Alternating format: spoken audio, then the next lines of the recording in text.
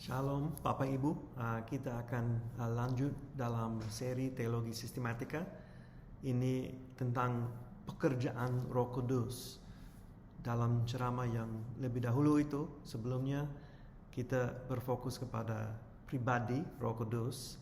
Dan sekarang karyanya atau pekerjaannya Roh Kudus dalam seorang pribadi, dalam jemaat, dan seterusnya. Dan seperti yang dulu di ceramah sebelum ini, sumber-sumber yang dipakai Ministry of the Holy Spirit, Forgotten God by Francis Chan, dan Systematic Theology ditulis Wayne Grudem. Nah, sebagai pendahuluan, Roh Kudus terlibat dalam otoritas kitab suci, doa, panggilan Injil, kelahiran kembali, pengudusan, ketekunan, kemuliaan Allah, disiplin jemaat, kasih karunia di dalam jemaat, penyembahan karunia yang diberikan kepada orang pribadi, dan lain-lain. Tetapi kita akan berfokus secara ringkas pada pekerjaan Roh Kudus. Pekerjaan Roh Kudus bisa dijelaskan begini. Pekerjaan Roh Kudus adalah menyatakan atau memanifestasikan kehadiran Allah di dalam dunia dan khususnya di dalam jemaat Yesus. Tetapi kita akan berfokus dari permulaan penciptaan sampai sekarang, Roh Kudus bekerja untuk menggenapi dan menahankan apa yang direncanakan oleh Allah Bapa dan Anak Allah. Dari dalam penciptaan, Kejadian pasal 1, Kisah para Rasul pasal 10, Roh Kudus turun dan menguatkan Injil dan menyatakan Injil dan kebenaran. Roh Kudus disebut sulung roh dan jaminan atau meterai, karena dia adalah manifestasi mengenai apa yang akan digenapi secara lengkap nanti. Jadi seperti jaminan, seperti down payment ya, untuk keselamatan kita. Roh Kudus ada, Roh Kudus hadir sebagai meterai. Dia meteraikan kita untuk nanti diselamatkan masa depan. Itu yang dijelaskan dalam Roma pasal 8, 2 Korintus pasal 1 dan pasal 5.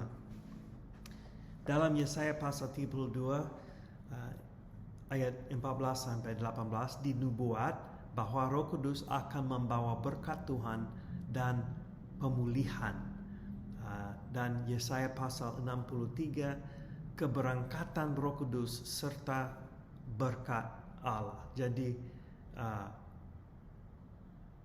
Roh Kudus ada sama dengan berkat Allah. Yang dan Yehezkiel pasal 34 dan seterusnya dibuat tentang kedatangan Roh Kudus. Roh Kudus sudah dinantikan, sudah dinubuat akan datang untuk melayani dan menguatkan dan mengajar jemaat Tuhan nanti. Itu yang dijanjikan juga oleh Yesus, dan dia akan mengutus rohnya untuk bersama-sama dengan jemaat.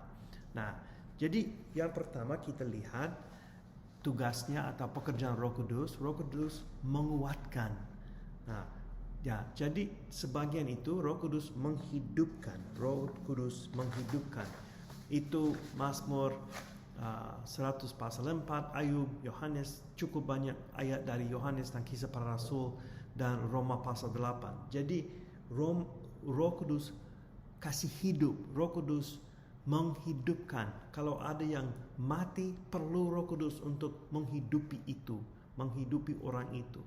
Jadi tidak ada hal yang baik di dalam jemaat, dalam kehidupan kita, kecuali Roh Kudus menghidupkan. Itu berasal dari Roh Kudus. Juga Roh Kudus menguatkan untuk pelayanan. Jadi dalam Perjanjian Lama kita melihat banyak contoh. Dalam itu bilangan, ulangan, hakim-hakim, itu bisa dibaca nanti. Dalam Perjanjian Baru dan ada banyak juga. Jadi mengamankan umat Allah, dia mengurapi hamba Tuhan, Apakah Roh Kudus di dalam hati orang sebelum perjanjian baru? Nah, ada kemungkinan tidak. Dia tidak diam sebelum Yesus mengutus Roh Kudus. Roh Kudus tidak diam di dalam orang percaya. Dia menguatkan itu, orang itu seperti Daud, seperti nabi-nabi. Dan pada waktu Yesus mengatakan Yohanes pasal 14 ayat 17, tidak ada perbedaan yang mutlak.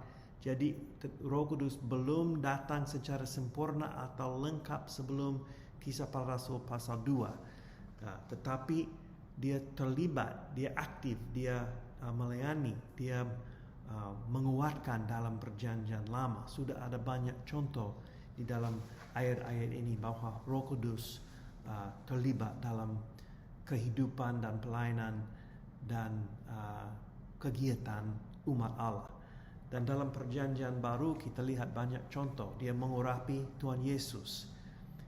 Yesus masuk padang gurun dengan Roh Kudus. Dalam pelayanan Yesus ada Roh Kudus yang menguatkan, mengurapi pelayanannya. Dia memimpin murid-murid Yesus. Kisah Para Rasul pasal 1 ayat 8, Yesus mengatakan, Roh Kudus akan turun ke atas kamu dan kamu akan menjadi saksiku, saksi Yesus di Yerusalem, Yudea, Samaria sampai ke ujung bumi. Dan Stefanus dipenuh dengan Roh Kudus. Dan Paulus menjelaskan begitu. Dalam khotbah, Roh Kudus terlibat dalam khotbah untuk menguatkan kebenaran itu. Roh Kudus ada kalau kita membaca firman Tuhan, Roh Kudus menguatkan. Roh Kudus memberi pemberian, karunia. Nah, ada banyak hal yang keliru mengenai karunia. Karena karunia itu kadang-kadang ada manifestasi, kadang-kadang ada karunia yang bisa bertahan dalam kehidupan dan pelayanan seseorang. Dan Roh Kudus itu berasal dari Roh Kudus. Jadi ini bukan sesuatu yang diajar atau diburu atau berusaha keras untuk dapat karunia itu. Kita bisa minta, tapi Roh Kudus memberikan. Karunia tidak bisa dipaksakan untuk orang lain, tetapi itu pemberian dari Roh Kudus. Dan Roh Kudus terlibat dalam doa, dia menguatkan doa, dia memimpin kita dalam doa. Kadang-kadang kita tidak tahu doa apa, Roh Kudus akan berdoa untuk kita sebagai pengganti dalam doa itu. Karena kita tidak tahu bagaimana berdoa, Roh Kudus ada untuk melayani di situ. Dan Roh Kudus menguasai lawan rohani dalam menyampaikan Injil. Jadi jelas sekali Roh Kudus sangat-sangat terlibat dalam pelayanan, dalam perjanjian baru, pelayanan jemaat, dan dalam orang pribadi yang percaya kepada Yesus untuk mengurapi Yesus Kristus, mengurapi rasul-rasul, sampai terlibat dalam pelayanan khotbah masa kini, pelayanan pengajar firman Tuhan, dan pelayanan penginjilan dan seterusnya. Roh Kudus terlibat dalam semuanya. Kalau itu tidak berdasarkan karya atau kekuatan Roh Kudus, pekerjaan itu dalam gereja itu sia-sia. Harus berasal dari kekuatan dari Roh Kudus. Roh Kudus menyucikan. 1 Korintus pasal 6, 11 dan Titus kita bisa lihat dosa-dosa disucikan oleh pelayanan Roh Kudus. Roh Kudus sudah dinubuatkan dalam Matius pasal 3 ayat 11 ini. Penyucian ini sudah dinubuatkan. Pengudusan yaitu buah roh diberikan oleh Roh Kudus. Buah-buah roh itu kasih, damai, sejahtera, kesabaran dan seterusnya. Itu berasal dari Roh Kudus. Buah-buah tidak bisa paksa diri. Itu ada buah dari roh. Jadi kita semakin dekat dengan Yesus, semakin penuh dengan rohnya, dikontrol, dipenuhi oleh Roh Kudus. Buah-buah itu akan keluar, akan yang lebih natural kalau kita dekat kepada Yesus dan penuh dengan Roh Kudus. Dan pengubahan dan penyucian itu dijelaskan dalam ayat-ayat itu. Kita bisa membunuh perbuatan daging oleh Roh Kudus. Jadi kita tidak bisa melawan daging atau dosa sendiri dengan kekuatan sendiri. Kita perlu kekuatan dari Roh Kudus. Jadi Roh Kudus menyucikan. Terus Roh Kudus menyatakan wahyu kepada nabi-nabi dan rasul-rasul supaya mereka dapat menulis kitab suci, dan rasul-rasul dibimbing dalam kebenaran. Jadi Roh Kudus menyatakan kebenaran kepada mereka, menyatakan kehendak Tuhan kepada mereka, menyatakan kepribadian Yesus kepada mereka. Jadi ini penting sekali. Pelayanan Roh Kudus, pekerjaan Roh Kudus bukan untuk meninggikan diri sendiri. Tugasnya atau pelayanannya adalah meninggikan Yesus Kristus di dunia ini. Jadi ada beberapa gereja yang berfokus pada Roh Kudus dan mereka lupa Yesus Kristus. Ada yang lupa Roh Kudus. Tapi kita harus balance, ya, pertimbangan supaya kita bisa berdoa untuk hikmat dari Roh Kudus dan dipimpin oleh Roh Kudus untuk apa? Untuk tujuan apa? Untuk memuliakan nama Tuhan Yesus. Itu tugasnya. Itu pelayanannya dan pekerjaannya. Jadi bukti-bukti hadirat Allah, dia membuktikan bahwa Allah ada, Allah berada, Allah hadir. Dinyatakan pada waktu dia turun ke atas Yesus, dan pada waktu dia turun ke atas rasul-rasul dalam Kisah Para Rasul pasal 2, Roh Kudus turun ke atas mereka, dan itu dibukti dengan lidah api, dengan bahasa dalam bahasa asing dan lain sebagainya. Dan orang lain akan tahu ada Roh Kudus pada waktu Roh Kudus ada. Nah, dalam kehidupan orang Kristen pribadi, Roh Kudus dinyatakan karunia yang memanifestasikan hadiratnya, dan mujizat membuktikan hadiratnya dalam kabar Injil. Jadi kita dapat berkata bahwa Roh Kudus memuliakan Yesus, tetapi juga memanifestasikan dirinya sendiri. Nah, untuk apa? Kenapa memanifestasikan diri sendiri? Supaya orang di luar bisa lihat ada kekuasaan dalam jemaat. Jadi firman yang disampaikan, dibuktikan, dinyatakan benar oleh kehadiran Roh Kudus, baik dari mujizat maupun dari hikmat maupun dari kekuatan yang ada di dalam pengkhotbah dan lain sebagainya. Itu untuk membenarkan firman Tuhan dan membenarkan kehadiran dan berkat Yesus yang ada di antara jemaat itu. Terus dia memimpin dan membimbing umat Allah. Dia memimpin Yesus. Dia berbicara langsung kepada rasul-rasul. Jangan pergi ke situ, pergi ke situ. Jadi rasul-rasul dipimpin oleh Yesus, oleh Roh Kudus. Dia memindahkan pengikut Yesus, seperti Filipus dalam Kisah Para Rasul pasal 8. Dia ada dengan orang Ethiopia itu dan langsung dipindahkan oleh Roh Kudus tempat lain. Dan biasanya tidak secara dramatis itu terjadi. Roh Kudus terlibat dalam kehidupan kita supaya kita dapat mengambil keputusan yang berhikmat dan kudus. Dia memimpin keputusan. Dia memimpin dalam kepilihan hamba-hamba Tuhan.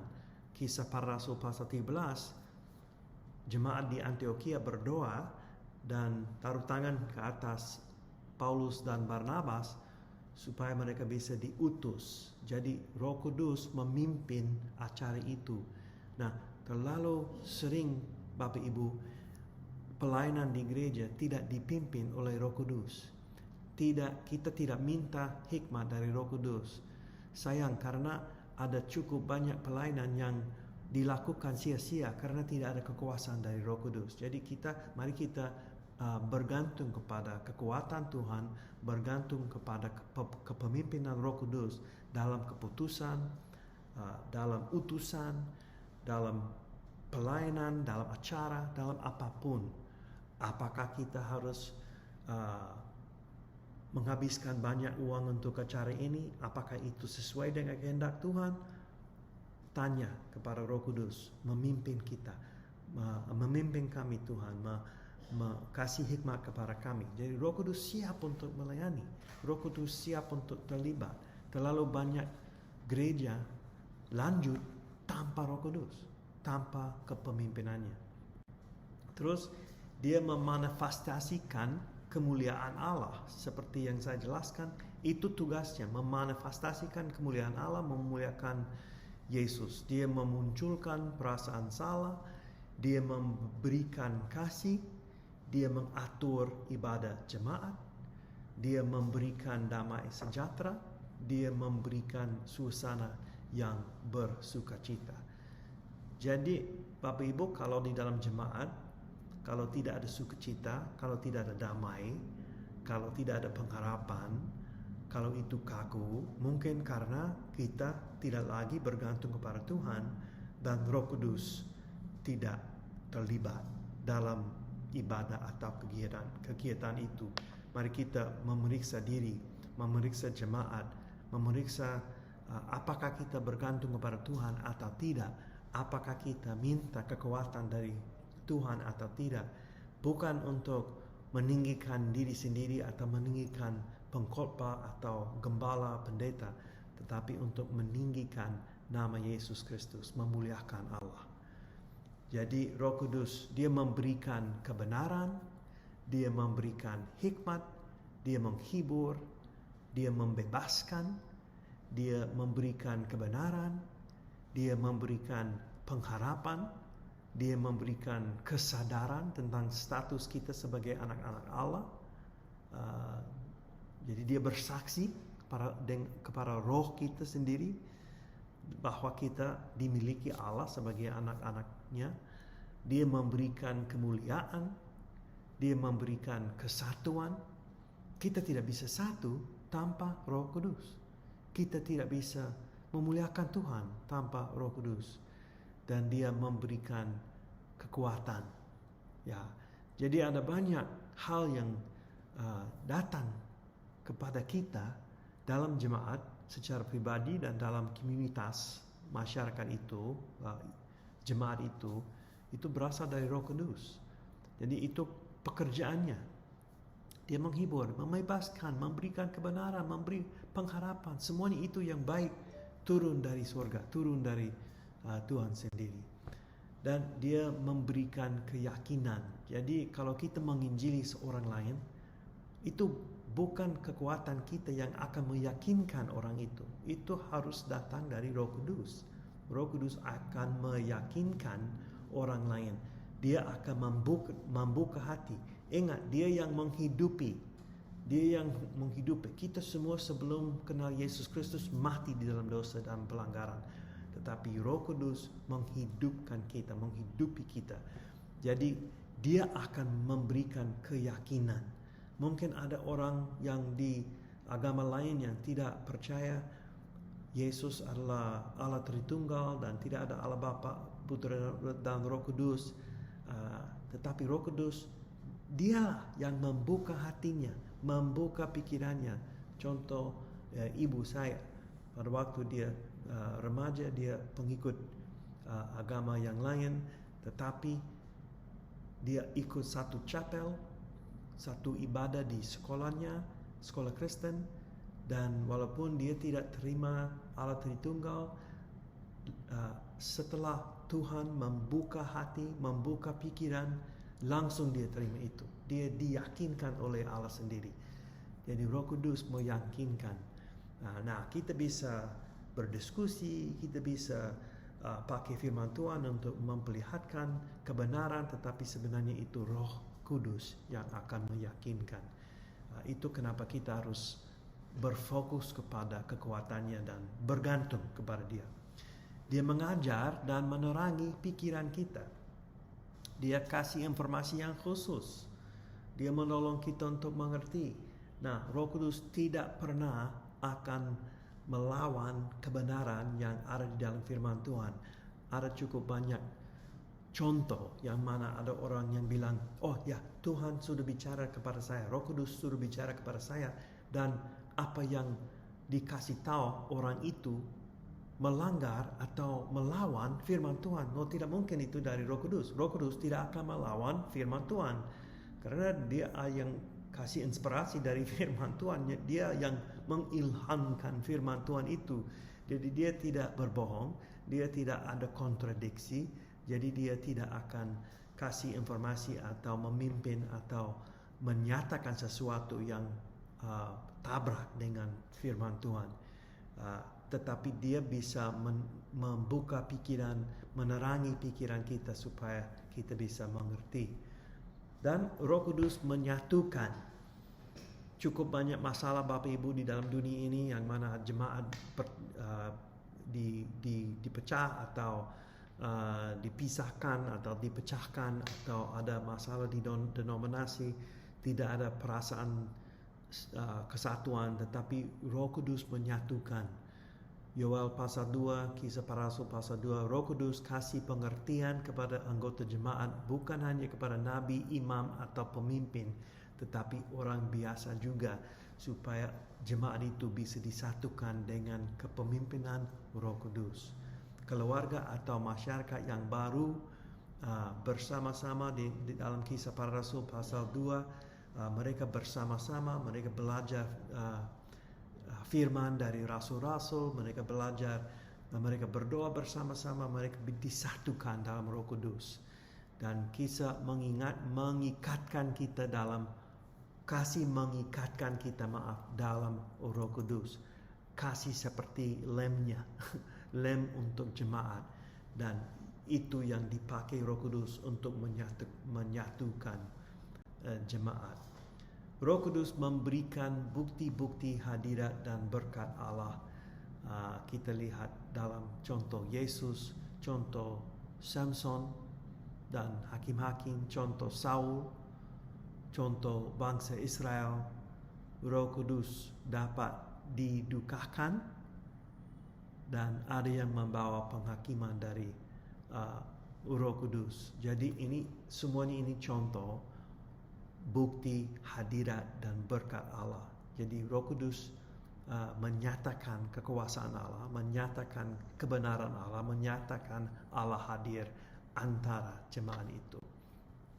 Dan yang terakhir, Roh Kudus memberikan bukti-bukti hadirat dan berkat Allah.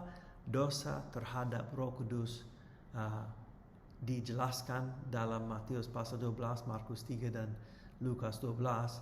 Nah, ada yang bingung mengenai ayat itu, dosa terhadap Roh Kudus tidak bisa diampuni.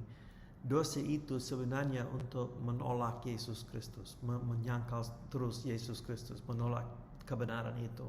Dosa itu tidak bisa diampuni karena orang itu yang berbuat dosa itu tidak mau diampuni. Mereka menolak ketuhanan Tuhan Yesus, mereka menolak Yesus Kristus sebagai anak Allah dan Tuhan dan Juru Selamat. Jadi kalau mereka menolak itu terus, ya pasti mereka tidak diampuni. Nah, itu dosa terhadap Roh Kudus, karena Roh Kudus mau menyatakan kebenaran itu. Kalau itu ditolak, itu melawan Roh Kudus. Jadi dosa itu tidak bisa diampuni. Dan yang terakhir, kita harus melayani dan menyembah dan apa saja dalam Roh Kudus. Jadi bersukacita dalam Roh Kudus, memutuskan dalam Roh Kudus, bersaksi dengan kekuasaan Roh Kudus, mendekati Allah dengan kekuatan Roh Kudus, berdoa dalam Roh Kudus, mengasihi dengan kekuasaan Roh Kudus. Kita harus dipenuhi oleh Roh Kudus terus setiap hari. Jadi Roh Kudus diam satu kali. Orang yang percaya kepada Yesus dan bertobat, Roh Kudus ada, dia berdiam, dia diam bersama-sama orang percaya itu. Tetapi setiap hari untuk dikuatkan, untuk dipenuhi lebih dalam lagi, kita harus menyerahkan diri kepada kepemimpinan Roh Kudus. Jadi itu maksud Efesus pasal 5 ayat 18. Terus menerus dipenuhi oleh Roh Kudus yang sudah ada di dalam kehidupan orang percaya.